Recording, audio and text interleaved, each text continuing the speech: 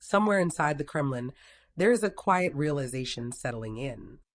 No alarms are going off, no troops are moving, no missiles are being launched, but something far more damaging has just happened. Russia has lost one of its most valuable strategic positions in the Western Hemisphere, and it didn't lose it in a war. It lost it in a deal.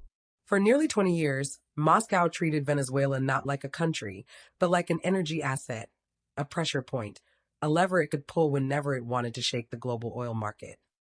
Venezuela wasn't just rich in oil, it was sitting on the largest proven reserves on the planet, and Russia slowly positioned itself between that oil and the rest of the world.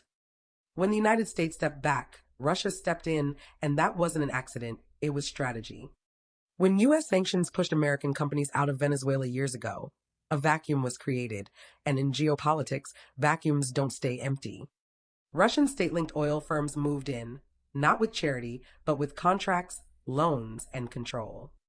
Over time, Russia became the middleman for Venezuelan oil, deciding where it went, how it moved, and who benefited.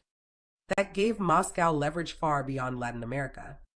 It meant that energy prices, supply routes, and even refinery operations thousands of miles away could be influenced from a desk in Russia. This wasn't loud or dramatic, but it was effective, and it quietly worked against U.S. interests for years. What changed is not tanks or sanctions, but calculation. Donald Trump looked at the situation and didn't see an ideological standoff. He saw a broken supply chain and a bad business arrangement. The United States produces a lot of oil, but much of it is light crude, while American refineries, especially along the Gulf Coast, are built to process heavy crude. Venezuela produces exactly that kind of oil, and it sits just days away by tanker, not weeks. Cutting Venezuela out didn't hurt oil demand, it redirected it, and much of that redirected flow ended up benefiting Russia. That meant higher costs, longer shipping routes, and billions flowing into Moscow at a time when Russia was already under pressure elsewhere. So instead of isolation, the approach shifted to leverage.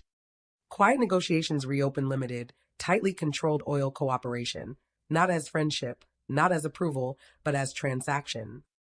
The structure matters here. Payments are monitored, access is conditional, and control shifts away from Russian intermediaries. American companies return, Russian influence fades, and the oil flows closer, faster, and cheaper. No invasion, no regime change, just a recalibration that removes Russia from the center of the equation. For Russia, this is a serious loss.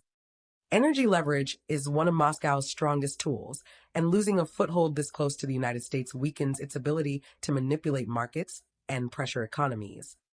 For the United States, this isn't about saving Venezuela's government or pretending its leadership is legitimate. It's about reducing dependency on hostile supply chains and stabilizing energy access where it makes the most sense geographically and economically. For everyday Americans, this isn't abstract foreign policy. Energy security affects fuel prices, transportation costs, and inflation. When oil travels shorter distances, moves through fewer middlemen, and avoids geopolitical choke points, pressure eases. Prices don't collapse overnight, but stability returns and markets respond to stability. That's the real impact. This shift also sends a broader signal. Influence in the modern world doesn't always come from force. Sometimes it comes from who controls infrastructure, contracts, and logistics. When the United States reasserts itself economically in its own hemisphere, competitors notice. Russia notices, China notices, and countries watching from the sidelines start recalculating their assumptions about who actually has leverage. This didn't happen with speeches or headlines. It happened quietly through negotiation and pressure applied in the right places.